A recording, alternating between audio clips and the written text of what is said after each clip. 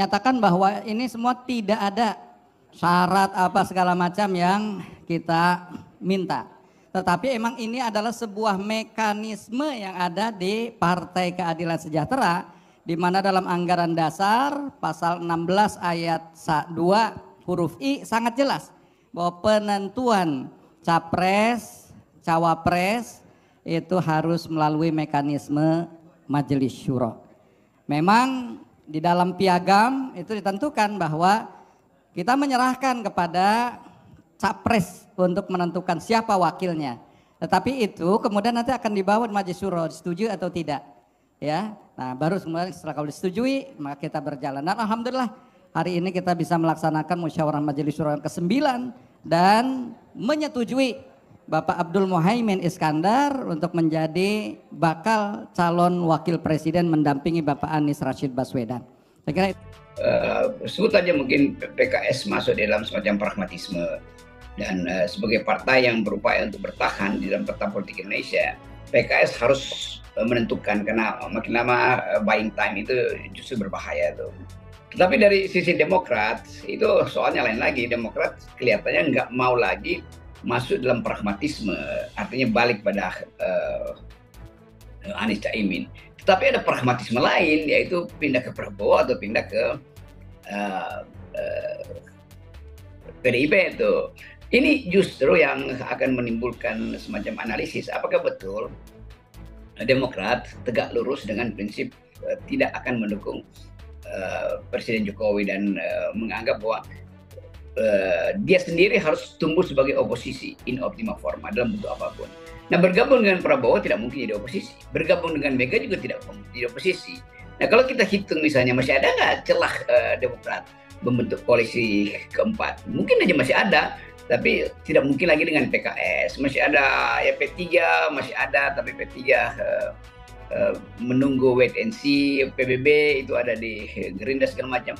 Tapi kita mesti lihat bagaimana Demokrat itu mensiasati politik tanpa tergelincir dalam prinsip-prinsip pragmatisme. Itu yang akan diujikan orang. Kalau Demokrat akhirnya pergi pada Prabowo, lah dianggap kenapa nggak dengan Anies saja? Itu kan juga satu cara untuk menyatakan artinya Demokrat juga membatalkan ide perubahan, karena Pak Prabowo idenya bukan perubahan tapi continuity, sustainability, itu sustainable, mensustain paradigma pembangunan Pak Jokowi. Kalau di Anies tetap perubahan, tetapi Cak Imin juga udah katakan bahwa dia akan teruskan bahkan semua proyek Jokowi. Jadi bagi Demokrat memilih di antara dua ini, antara balik pada Anies atau bergabung dengan Prabowo, secara etis tidak ada dasarnya lagi sebetulnya. Nah, pilihan etis berikutnya juga bermasalah karena jelas-jelas yang tersedia adalah PDIP yang sebetulnya secara kimia justru lebih dekat dengan Jokowi. Kalau Pak Jokowi dengan Pak Prabowo itu dekatnya sangat teknis, sangat politis. Tetapi kedekatan Jokowi dengan Ibu Mega itu tetap historis dan ideologis. Nah, di situ saya kira kesulitan Demokrat. Tapi kita tidak ingin intervensi, kita anggap bahwa Demokrat punya hak untuk memilih. Tetapi kita ingatkan bahwa sikap etis Demokrat justru akan dipertanyakan kalau bergabung lagi dengan sinyal-sinyal yang menunjukkan bahwa Demokrat akhirnya memilih jalan pragmatis juga dong. Itu dilemanya yang harus diterangkan oleh teman-teman Demokrat. Masyarakat sipil sebetulnya yang ingin perubahan menganggap ya udahlah itu damai kembalilah, dan mungkin Pak SBY juga punya pikiran semacam itu. Tetapi faktor Anies yang mesti lebih menentukan kan. Kalau Anies datang dalam keadaan yang sekarang ketegangannya udah hilang, lalu Anies datang pada Pak SBY, lakukan komisi pers, bahkan sebelum datang bilang aja bahwa kami ingin ke Demokrat dan kami merasa bersalah atau merasa kurang lengkap kalau Demokrat tidak bersama kami. Jadi kalau dianggap Pak SBY mutung, saya kira SBY tidak mutung, memang ada sikap mutung di situ. Tetapi memang poinnya ada, yaitu terus-menerus Demokrat menganggap bahwa yang dipinang pertama adalah AHY. Kan itu intinya kan. Jadi ini ghosting semacam ini juga menimbulkan bagi elit Demokrat mungkin menganggap itu biasalah, ghosting kan bisa dibalas dengan ghosting juga. Tapi ada die hard kader-kader Demokrat yang dari awal memang menginginkan AHY, dan kebetulan keinginan itu dibaca dengan baik oleh Anies. Jadi ini persoalan vendetta politik ini mesti dihilangkan dulu. Bagi Pak SBY, saya kira Pak SBY juga tahu cara bermain politik untuk sedikit siksa, tapi kemudian balik pada sesuatu yang dianggap penting, yaitu menumbuhkan oposisi, menumbuhkan perubahan, menumbuhkan perbaikan. Jadi tetap buat saya juga orang yang menganggap ya memang ada sedikit ethical fraud di situ, ada sedikit penyimpangan atau kejahatan etis yang dilakukan oleh Anies. Tetapi kalau Anies bisa buka itu dan tidak saling menyalahkan, orang akan anggap Anies berlega hati untuk mengatakan memang saya meminang di awal, tapi kemudian ada faktor-faktor lain. Tapi saya tidak pernah membatalkan cinta pertama saya pada AHY. Kan itu bisa dipoles sebetulnya sebelum kalimat-kalimat sesinis keluar dari para pengamat kan. Jadi tetap buat saya juga bagus kalau ini masih ada waktu. Kalau realignment itu menghasilkan kepekaan etis pada Anies untuk mengakui bahwa memang ada semacam kesalahan, dan kelegaan etis juga dari Demokrat untuk mengatakan bahwa oke, udah ada pengakuan, maka kita teruskan perahu ini tiba di tujuan. Walaupun perahu itu tidak lagi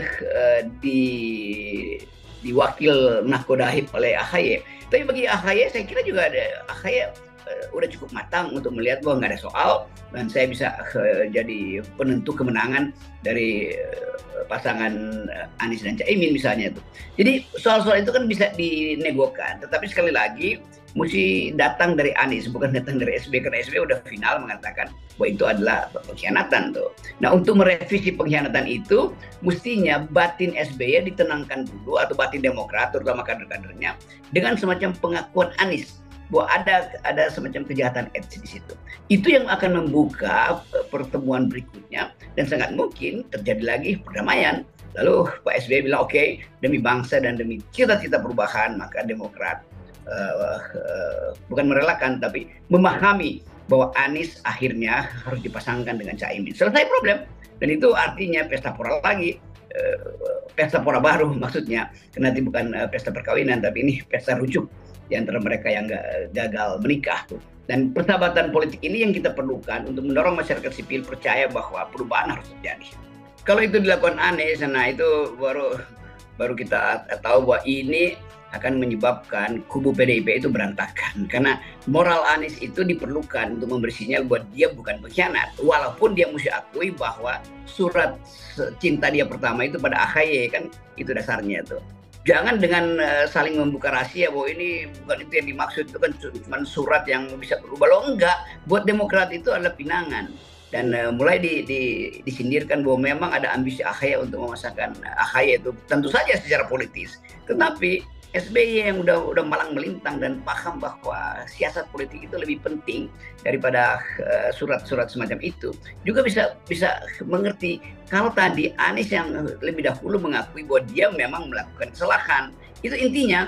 Tapi kalau Anies mengatakan oke, atau tim Anies enggak, itu bukan kesalahan, itu taktik. Nah, orang akan berhitung taktiknya apa. Di dalam 2 jam itu berubah, itu artinya tekanan Surya Paloh. Surya Paloh mungkin berpikir bahwa nggak mungkin Anies itu dengan AHY, karena profil SBY terlalu kuat, maka nanti di kabinet SBY akan ikut campur, lalu tersingkirlah Surya Paloh. Kan itu kalkulasi yang terlalu rendah kan sebetulnya.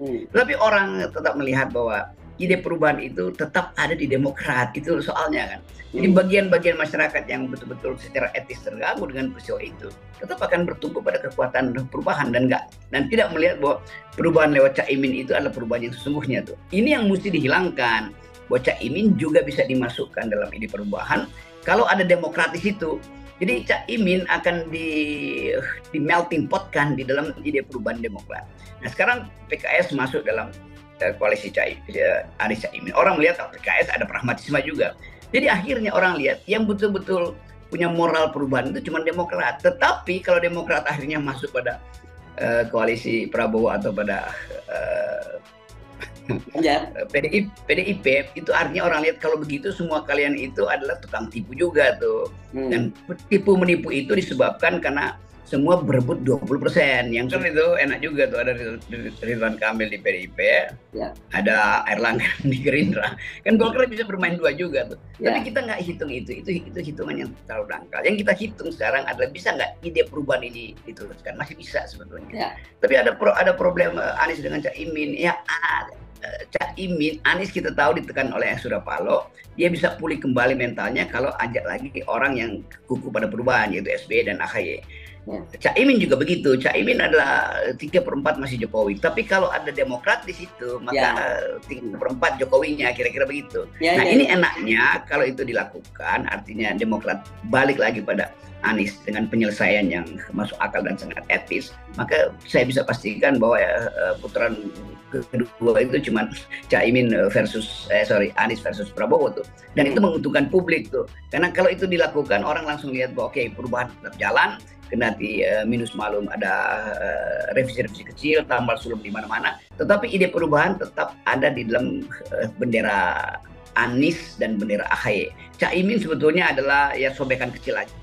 Demikian update news kali ini. Jangan lupa tekan tombol like, subscribe, and comment channel kami.